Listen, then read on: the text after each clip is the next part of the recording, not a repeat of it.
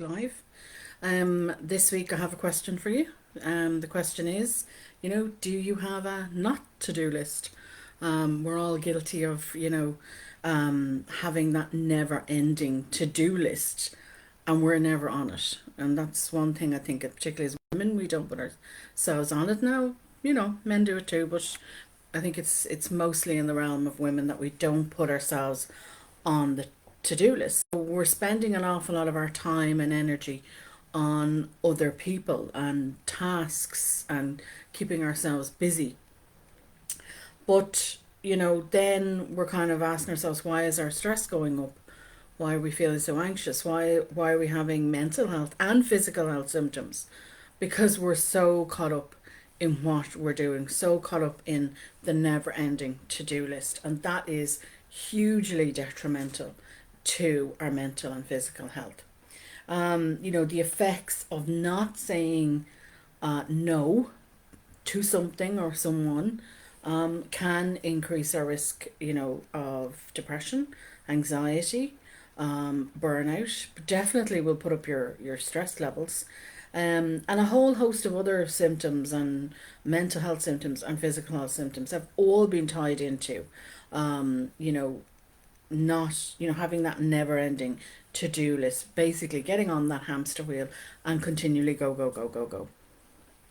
A few hard facts that maybe, as a reminder, maybe of what you need to think about here is, one, you only get 24 hours in the day. Um, that's it. We can't control that. We can't change it. There are 24 hours in the day. Two, if we don't set hard boundaries with others and with ourselves, time is going to set a hard boundary with us. That's an important fact that you need to remember that.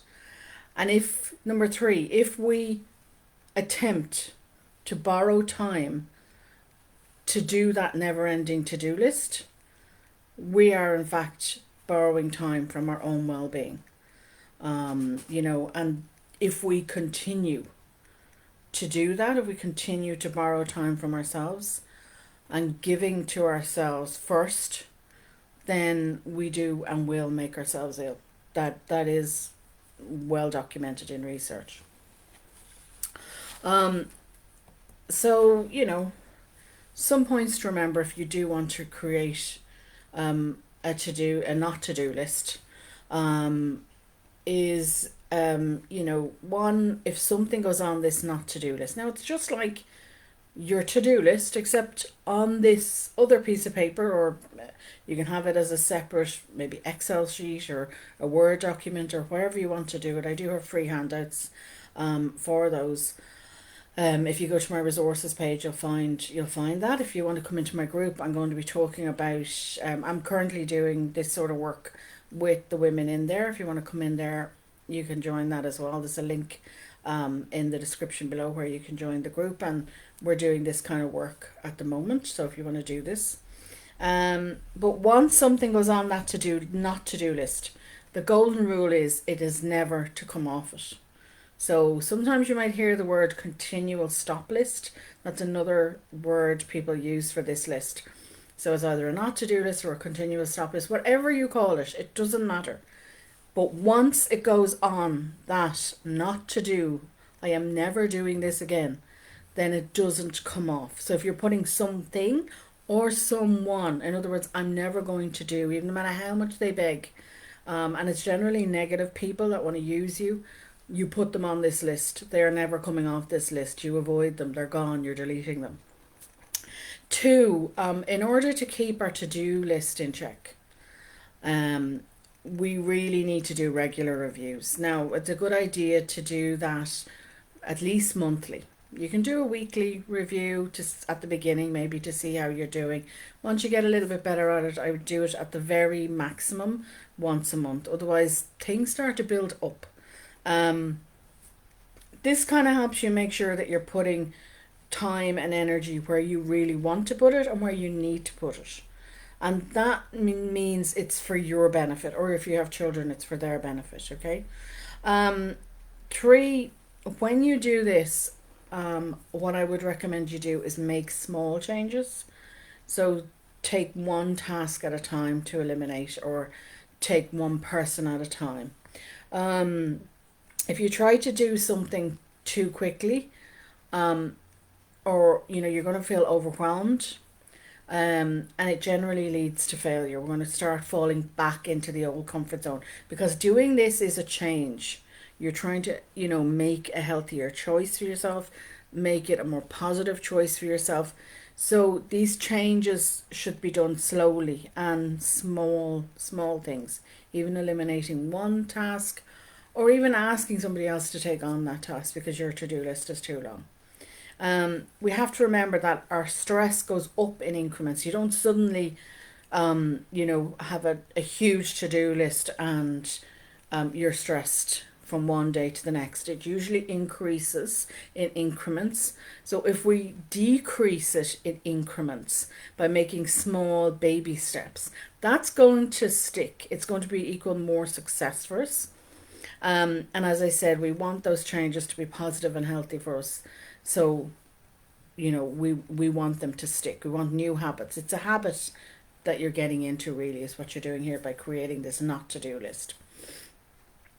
To do it, we would normally review what we have on our plate, what's already on that to do list. We would track what we're doing, where we're spending our time, where we're spending our energy. That can take a few weeks to do, because you need to really get accurate as to how much and who or where you're spending your time. And we tend to underestimate that. So if you decide to do this, I would say to you, take at least 2 weeks, track everything, write it down, and, a good estimate of how many or how long you spent on that. We do underestimate that time. So we think it's a quick phone call, but we forget that they take longer sometimes. A meeting will run longer. An appointment, we forget the travel time there and back, maybe if we have to go to the doctor or dentist, or another meeting that we have to go to that maybe we have to travel to.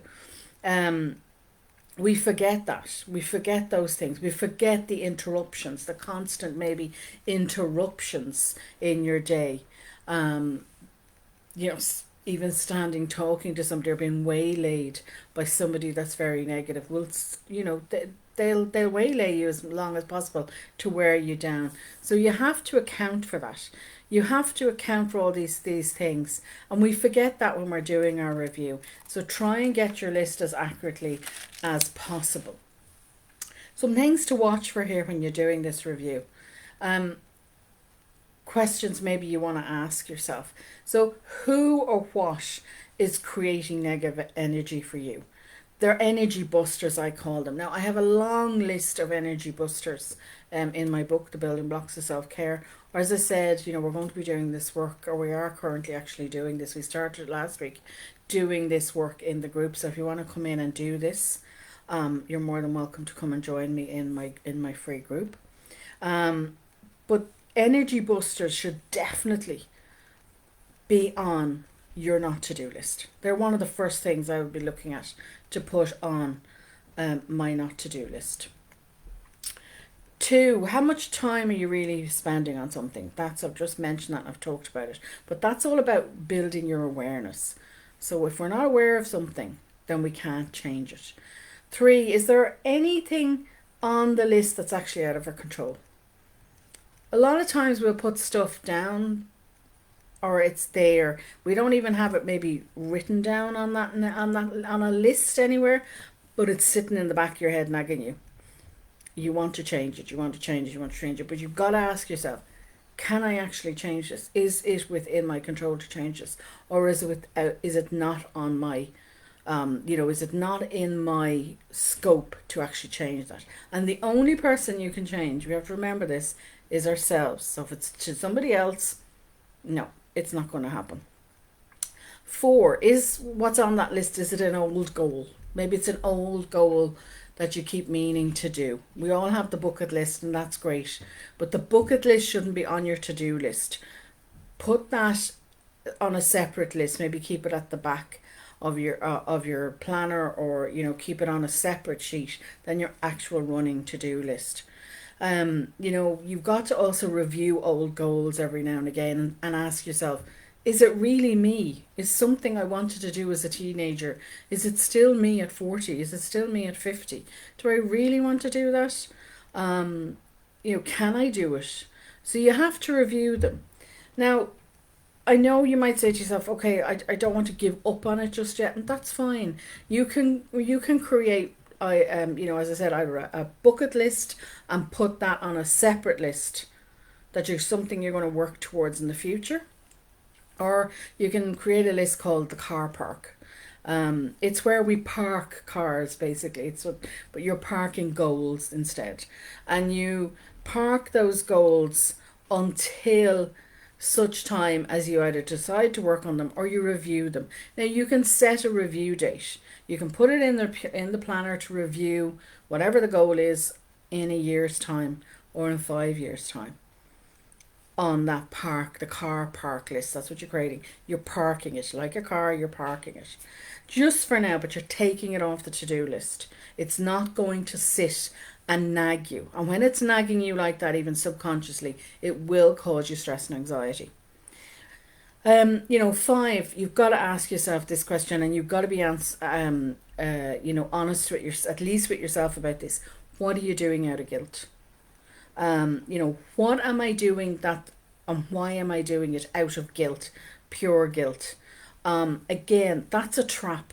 And I've talked to my group about traps and tracks. This is where we trap ourselves into doing things and we get a payoff out of it. We get a short term payoff out of it, but it leads to long term pain. So again, it'll be increasing your stress levels. You're doing it just out of guilt. Why? Why are you doing it? You've got to ask yourself that. If you become aware of your traps, as I call them, it's trigger, response, and it's an avoidance pattern. That's what trap stands for. When we get aware of those, we can change them. We can start changing them. Again, even just asking yourself, what am I doing out of guilt, can be an awareness building exercise of getting honest with ourselves, and we have to do that. Number six, is there anything on that list that you can actually delete immediately? Or maybe there's something on the list you can't delete immediately. But once the task is complete, and what I would suggest you do there is, you know, once the task is complete, it'll be moved onto the not to do list. I'm never doing that. I'm never working with that person again. I am never going to do that again, whatever it is. What I would suggest you do is you get a highlighter. If you're a paper pen gal like me, you know, highlight it with this, or use some sort of color code that when that task is done, or when you finish working on whatever project it is, you don't want to do it again, then you move it, shift it, or hand it back to whoever it is, but it goes on your not to do list. So highlight it. Use a specific color for any task that you cannot get out of just yet. But you know you're going to get out of it very quickly in the next few weeks or month. You can get rid of it. Number seven, is there anything that's not your responsibility? Again, that ties in a lot to our guilt, but we take it on. It's trapping us. Why are we doing it? Why can't you hand it back? And I'm talking about with adults here. So, you know, anything that isn't your responsibility needs to be handed back to that person. And it goes immediately onto your not to do list. I am not doing that. 8, is there anything on the list that is not your sole responsibility? So you've a bit of a foot in the camp there. You have some responsibility towards the task, but maybe you're trying to control the situation too much. Maybe it is, you know, it's a team project. Maybe it's something you do with your partner or a friend, but it's not your 100% your responsibility, but you're taking on too much of it. Again, you've got to ask yourself why. Why am I doing this? Why am I not delegating? Why am I not handing over responsibility for those tasks that that person has to do to them? You know, why am I taking full responsibility for this when it isn't actually my responsibility? Again, you're keeping yourself trapped there. You've got to ask yourself why you're doing that. And, you know, is there something you need help with? Again, if you need help with something, then why am I asking for help? What's going on for me that I can't ask for help? I can't delegate, or I can't, you know, get that help. At least ask the question. Start asking those questions for yourself. Um, the point of having a not to do list is, in fact, to give yourself back full control over your life, your time, and your energy. It's to empower yourself more. Yes, it is to help you look after your mental and physical health. As I said at the start, the implications are actually huge when we have that never ending to do list that we're not on. You will suffer. You know, you're definitely have increased stress and anxiety, high risks of depression, sleep deprivation, and all that can happen there. I've done videos on all that. You know, yes, you will find that you have guilt around this topic when you start deleting things and putting them on the not to do list. But you've got to ask yourself, why? Why am I feeling guilty about this? If it's to do with a person, you've got to look at the relationship you have with them. If it's a negative vampire, if you can identify them as negative in your life, remember one thing about these negative people. They will have somebody else waiting in the wings to take over from you. They will, and they will just get on with it. You've got to ask yourself a very strong question. If I was dead tomorrow, and you know, God forbid, what would happen? And a lot of the time when we can actually stop and ask that question, we'll find that, you know, life will go on and people will find a replacement for you. So hand it back, delete it, delegate it, put it on that not to do list, or in the car park list. But you need to do it. Now, if you decide, as I said, if you decide to do this work, you have a couple of options. You can come and work in the group, and I will support you there as best I can. You have options there to private message me for free, and you can do this. Or you can actually come and work with me, and we can do this work together. So I will leave it there for today, and thank you as always for watching. I know an awful lot of people watch live and in replay on both here and on YouTube. So thank you very much for doing that. Good morning, Deirdre, as always. I always mention Deirdre because she's every week, consistent, every single week. She's here. And I will talk to you all again next week. Have a good week. Have a safe week. And if you need any help, please reach out. I'm here and there are other people there. There is always somebody there for you. Please reach out.